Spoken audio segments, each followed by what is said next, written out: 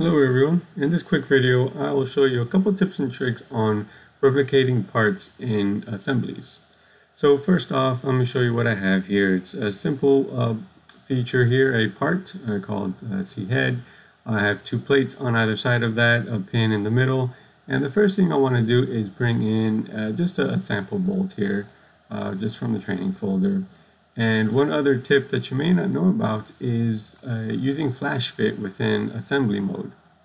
So picking on the exact edge on the bottom of the head there, and notice you may need to use quick pick in some cases. So if you just hover and wait over for a second, you'll see the edge option in quick pick. Grabbing on the edge and then on the edge of the part that you want to assemble it to, it creates all three assembly relationships for you, the face-to-face or the mate, as well as the axial alignment, and it locks that rotation as well. So you can see now that bolt has been fully placed. So now I want to replicate that bolt into a few different holes across this plate, this other hole here, as well as all of the other plates and even these other base parts here in the assembly. Let's say, for example, these are motor mounts, but this can apply to many different cases, of course. So first, I'm going to select the bolt and use the clone component command. So the first step is to select the reference geometry, and always remember that prompt bar is always going to tell you tips and tricks and basically what you need to do for whatever command you're in. So picking up on the hole that I used to define that bolt, I can right click to accept and select the actual part that the bolt was assembled to. Now I can actually select the other S plate, and notice what happens. It comes in basically flipped, right? Those two bolts on the right plate come in flipped, but there's actually controls for that, which is what's very unique and helpful with this tool, with this clone components tool. So now I'm still in this preview mode, as you can tell, but clicking on these red dots for each of these instances, I get full control.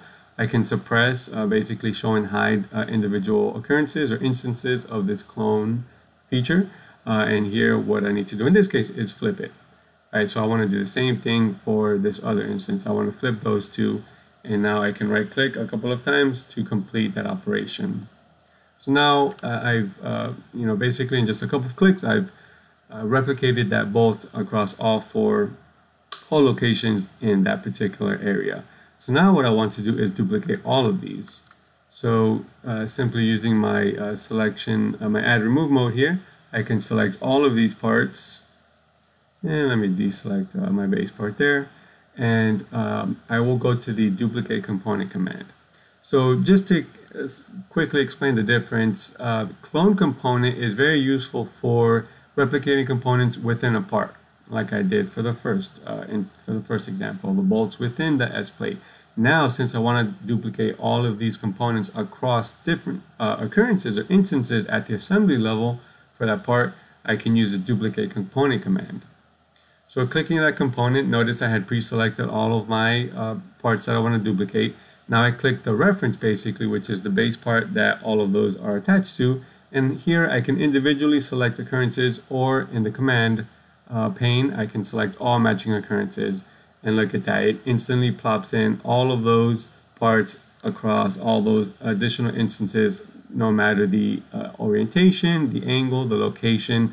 Notice these different head parts were at different angles and orientations, as you can see, and those side plates along with all the bolts and the pins and the sensors have all been placed within just a couple of clicks.